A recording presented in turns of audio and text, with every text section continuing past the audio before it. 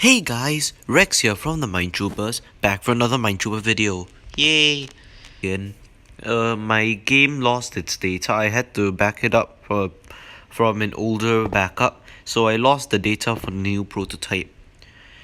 But I started work on it, and I managed to make something even better. It's even one side smaller. This is the new 2x2 flush and seamless glass piston trapdoor in Bedrock Edition, or the FASGPTD as I like to call it. Okay, I don't like to call it that, but anyways. Its dimensions are 14 by 16. To be fair, it should be 12 by 14, but I had a lot of trouble wiring up the two halves of the machine together, so there's this ridiculously long redstone line attaching both sides. So anyways, when I press the stone button, there will be a double piston extender that extends to pick up the glass. And then when I tap it again, the same thing happens again. As you can see, works perfectly. So to show you guys one last time, that's how it works. A slight disclaimer, there may be short periods of time when this one side delays longer than the other, but I can assure you that will not affect the stability of the design. It should work fine. So anyways, I promised you guys a tutorial, right? Yes, I did. So yeah, today I'm going to show you guys the tutorial on this video, on this build. So let's jump straight into it. But first, a few explanations before we start. So you heard me mentioning in the previous clip that I used a double piston extender. So you're probably wondering why I did not use this. After all, it's a lot simpler, and with a simple press of a button, it works perfectly and really quickly. However, there's a downside. Say your payload is a sticky piston. Then if you were to tap the button, everything will be messed up, and it will be really difficult to achieve properly. Which is why I decided on this design. So over here is a tick extender. For some reason it works just fine on just 2 ticks delay, even though in that model it doesn't work. And over here is an observer to launch the second one on the moment of retraction. So when I tap the stone button, it will work without accidentally triggering this end. Also, do not attempt to use anything other than a stone button, because believe me, it's going to take a lot longer if you try using any other power source. Okay, third description. There was a shutter door you saw that opened up in order for the double piston extender to extend, right? So anyways, that thing needs to be open long enough for the double piston extender to go out and come back in. And I calculate that needs about 14 ticks more than the regular stone button. So here is the extender. You may think that it's only 13, but don't forget the redstone torch. So when I tap this stone button, it'll go off and be extended. You notice that it went on for a brief moment in the middle, but that does not affect the machine that much, since it's unable to extend during that time. So yeah, that should be fine. Then fourth things fourth, for the glass unloader to work, the thing that caused the glass to be picked up and spat back out, it required a T flip-flop. So here is a design. It does not belong to me, it belongs to Cobblestone and Dirt. I will put the link in the description below. Anyways, I really like this T flip-flop, so congratulations to Cobblestone and Dirt. It is very reliable, and I mean very. It has exactly a 4-tick redstone delay on both the in and the out. Also, it manages to fit in just 6 blocks. And it's very useful, so maybe one day when I'm making more redstone contraptions, I'll use more of this T flip-flop. So anyways, on with the tutorial. Okay, now that we started the tutorial, this is the place you're going to need. It's going to be 14 by 16, and 4 blocks below the surface, where these blue stained glass represent the surface.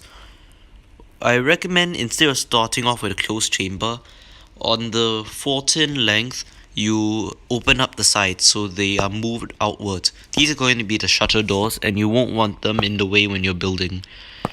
So, excluding the 4 stained glass that we're going to be using, these are the materials we're going to need for today.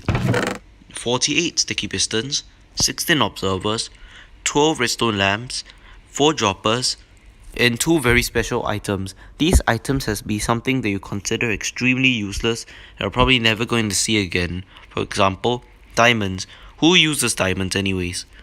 And then 2 comparators, 4 T repeaters, 4 redstone torches, 4 glass of any choice. I'm not sure whether slabs can be used. An incredibly large amount of redstone that I cannot be bothered to count. A block of your choice. And the power source, a stone button. I think a wooden button should still work, but it'll take a really long time for it to close back up again. So anyways, we're going to start off with this. One more thing. Given that your stone button is going to be on this edge, the center shaft should be moved 1 block off center. So remember to prepare that in your build. So I'm going to start off by showing you one corner. We start off with 3 sticky pistons facing inwards like this, and then 2 sticky pistons facing upwards like so. Then 3 sticky pistons behind that, and another 3 behind that. The last sticky piston of this corner should go right here. Okay, next we're going to need 4 observers. So 1, 2, 3, and the last one will go here, 4. Then take 3 redstone lamps and place them here. Okay, it should be starting to take shape. Take your glass and place it here, right here. Then take the block of your choice and place it down here, and followed by redstone dust. To repeat, block of your choice, redstone dust. Repeater set on 1 tick delay, and a redstone dust piece below that. This is just to make sure it doesn't power that iron block over there when it's open. Next, we are going to take block here, a block there, and then make it into a piece from the play game blockers. So then take redstone dust here, make a small L, 2 redstone repeaters facing in opposite direction. Then redstone repeater set on 2 ticks delay. Block here, and a block above, like so. Piece of redstone dust. Block here, redstone repeater on 2 ticks delay. And there we're done. This is the double piston extender. So if we were to take a stone button and place it over here, it should extend and retract without a hitch. Good. Next, we are going to wire up this thing. So extend this by 1, place a redstone dust on the top and a redstone torch on the bottom.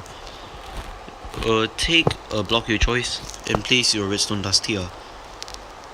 Take a block, put it like so. Then take redstone repeater like this. Take a block there and there. Redstone repeater set on 1 tick delay. 1, 2, 3, and then an extended block. And then extend it like so. So a repeater there, and a line of redstone dust like so.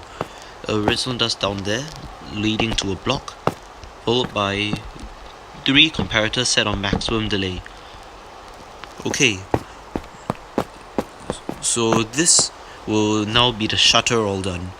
So we'll take a piece of button and press it. It should extend. What? It seems that I made a mistake. I forgot that in making the only corner, the redstone dust is supposed to join up like that when the other half is complete. So in that sense, it does not continue powering this. So if I was to test the button again, it should extend and retract perfectly. Almost too perfectly. So that is good. So let me show you how it's going to attach to the other side.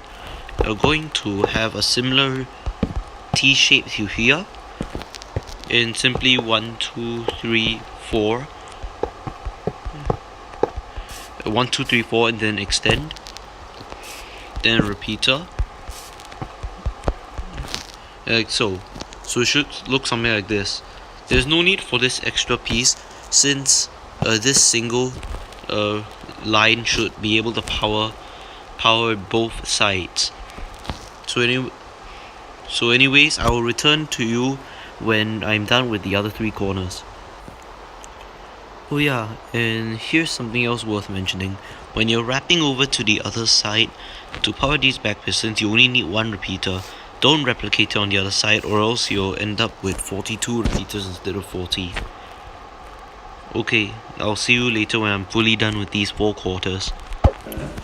Okay, I am done with the 4 quarters now. As you can see, it should be perfectly mirrored on both sides, so it's the same distance from both sides. Now we are going to start work on the T flip-flops. So, let's see. Yes, 2 blocks here, followed by something that looks like this. So you'll end up with a shape like this. Take 2 redstone repeaters, both set on 2 ticks, a redstone dust here, and a comparator here. Then take out your droppers, which you have been keeping for a ridiculously long period of time, and attach them here, like so. The 2 droppers should be facing into each other, like this.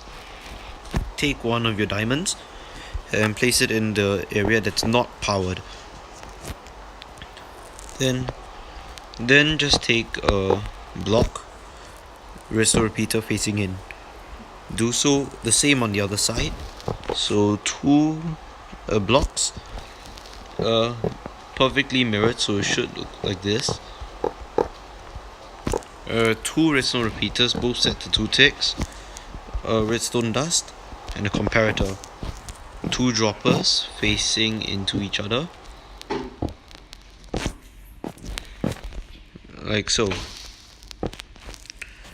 And then your last diamond into the power place no power. Lock your choice right underneath, and a repeater.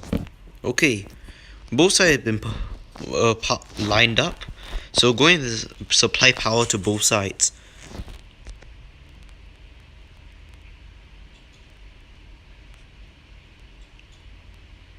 Okay, so take your block and place it here, followed by a block here, a block up, and a block here.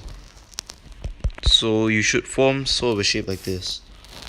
Bring it back up like so, and make it line the perimeter. Don't forget to place the block here. This is very important. I messed up the design really badly the last time because of forgetting to place this 1 block. So continue the shape on the other side. A slight dip, a raise, a block, and then just cover the entire thing with redstone.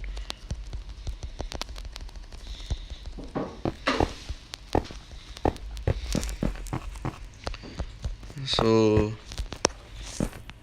and then last but not least, a block. The block can be on either 2 sides. It's up to you to decide. And take the button you've been savoring for a long time, and here. Now you should have your very own what's this thing called? The 2x2 flush and seamless glass piston trap door.